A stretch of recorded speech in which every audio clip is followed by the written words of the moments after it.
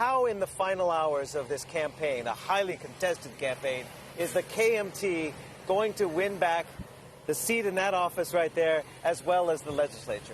Yeah, we've seen a very, very good turnout last night. We have over 900,000 people, actually a very, very strong turnout. And we've seen a surgence of energy and, supporters pouring in from all over the world. And, at this venue alone, you hardly ever see so many flags of Taiwan flying at such a heated and enthusiastic manner. So we see KMT is really surging back, and we'll see KMT winning presidential election for sure. You think Han Kuo-yu will win the election tomorrow? Yes, we'll see a very surprising outcome than what we read on the poll, because turnout from yesterday, and also if you go outside Taipei, you see a lot of central and southern cities who are unsatisfied with the current administration, that people in the bottom of the pyramids feel like their needs are not taken care of. Now, what are they upset at? Because from what I've read is like the lower income families and the households have not seen the wage inflation that the upper level families have. And that's why, part of the reason why, Tsai Ing-wen and the DPP got routed in local elections, a year and a few months ago in 2018. But she's had a dramatic turnaround. Right. On the wings of the pro-democracy movements in Hong Kong. Is that, really a hard momentum to fight against as the KMT? So, Hong Kong definitely plays a factor into this election, but it's not all of it. Anti-China sentiment plays into the factor, but it's not all of it. If you look beyond that, you see the majority of Taiwan is still very much plagued with the slowed economy, wages not, improving. Stock market is high and real estate price is high, but it's not something that average citizen can afford. The economy is doing well. I mean, it's doing well on the number, but it's not doing well on average people's income. So it's not going into the pocket? Not at all. What I'm saying is all the profit is not trickled down to all the economy class. And so it's very much bottom sentiments and upset with the current government's performance. Now, the KMT has long said that, a push for independence is a call perhaps for direct conflict with China. Unrealistic. China's pretty much said that. Yeah.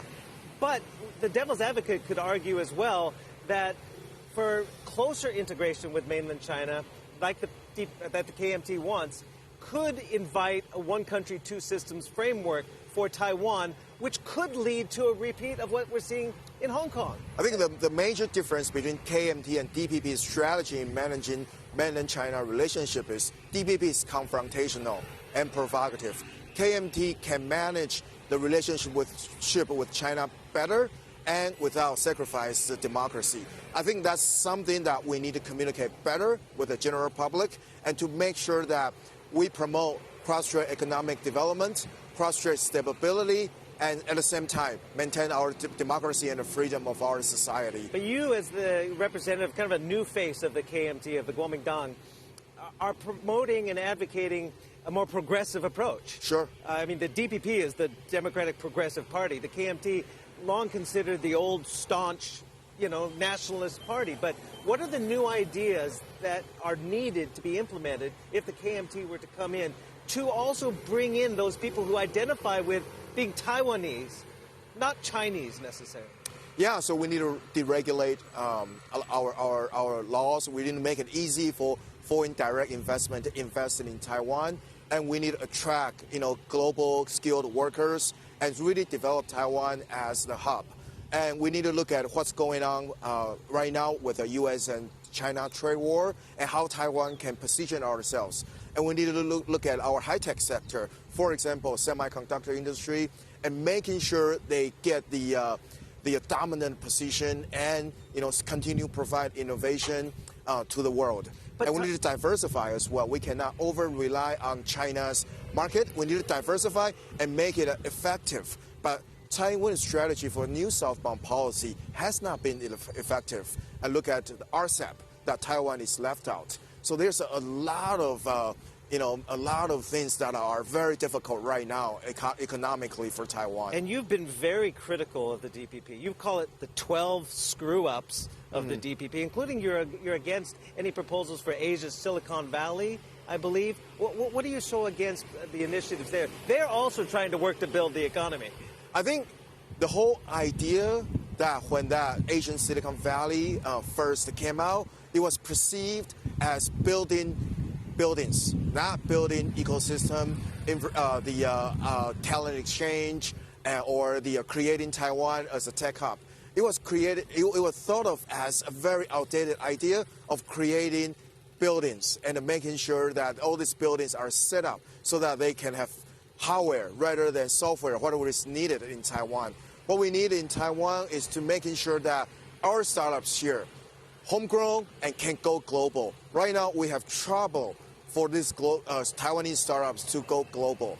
We have not seen any successful IPOs in the last 5 to 10 years, and not to mention unicorn. That's our biggest challenges. The last time you and I talked here in Taipei, you said fighting against the government is such a hard battle because it's traditional and it's conservative, doesn't take a lot of risk. No matter who's in the presidential office, no matter which party, there's just an institution here that is hard to get innovation. You want to turn Taiwan into a blockchain island. What does that mean in a nutshell, and have you made any ground? So we've made quite a few improvements since last time we chatted. We built the implementations on government blockchain across different government departments, but now we have trouble with our STO law. Our current Financial Supervisory Commission is very conservative. They consider this as a direct challenge on the incumbent, on the establishments, on the financial industries. So if we look at this, we realize that our current government is not really welcoming innovation. They try to set something up, but then it's so small, it's not business viable. So that's the problem, that we want innovation, but we don't want real innovation. You're also on cyber committees. Exactly. And there's been a lot of cyber attacks. The Lowy Institute had a report saying that Taiwan suffers one of the highest rates of cyber attacks in the world. National Security Bureau reports approximately 30 million attacks a month. And a lot of that blame is on China. They're saying 60% of that. And then there's that connection that people extrapolate and say it's the KMT that is allowing that. I mean, how vulnerable is Taiwan and the KMT? How culpable is the KMT in helping spread disinformation? Which is not true. I think any KMT politician knows that if KMT associated with mainland China, we will not get any votes. We will not get elected. So I think that's something that KMT needs to communicate better with the general public.